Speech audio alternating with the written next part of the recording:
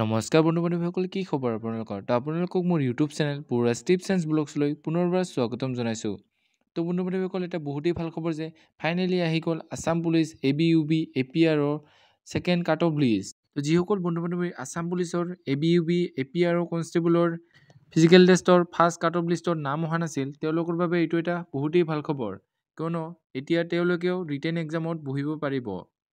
তো ৰিটেন এক্সামত কিমান কেণ্ডিডেটকৈ মাতিছে, 1:3 নে 1:5 সকলো ডিটেইলছ সহকাৰে আপোনালোকক এই ভিডিঅ'টিৰ যোগেৰে জনাম। তো চাই যাওক ভিডিঅ'টো লাষ্টলৈকে।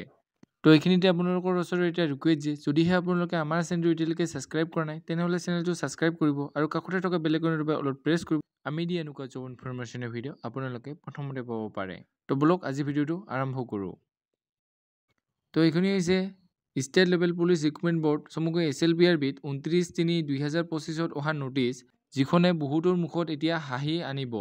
তো এই নটিচখন আহিছে office of the chairman state level police recruitment board Assam চমুকৈ SLPRBৰ ফালৰ পৰা।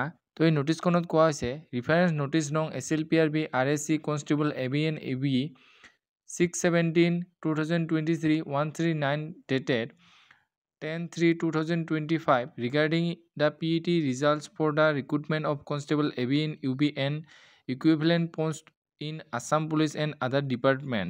তো ইয়াত আছাম পুলিচ ABUBৰ লগতে যিখিনি পষ্টৰ 10/3/2025ত যি PET ৰিজাল্ট আহিছিল তাৰ বিষয়ে ইয়াত নটিচখন আহিছে। A recertification process was conducted due to a logical sequence error in the software program that affected the cutoff marks for social and special categories in the merit list of Constable ABUB and Constable Communication in pursuance of the advertised date 6 October 2023। তো ইয়াতে software প্ৰব্লেমৰ বাবে যি সামাজিক আৰু special কেটেগৰীৰ কেণ্ডিডেটৰ কাট off লিষ্টত যি খেলিমেলি হৈছিল সেইখিনি ইতিমধ্যে শুধৰণি কৰা হৈছে। After necessary correction, additional candidates have been found eligible and included in the list for the written test. The number of total shortlisted candidates are compliant with the 1:5 criteria of available eligible candidates।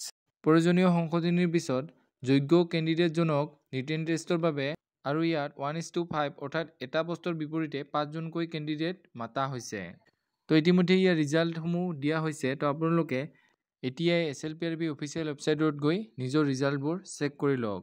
তো এইখিনি আছিল আজি video'. যদি ভিডিঅ'টো চাই ভাল পালে তেনেহ'লে লাইক কৰিব, কমেণ্ট কৰিব, বন্ধু-বান্ধৱীসকলৰ লগত ভিডিঅ'টো শ্বেয়াৰ কৰিব যাতে তেওঁলোকে ইনফৰমেশ্যনটো পাব পাৰে। তো আজিলৈ ইমানেই। জয় হিন্দ, জয় অসম।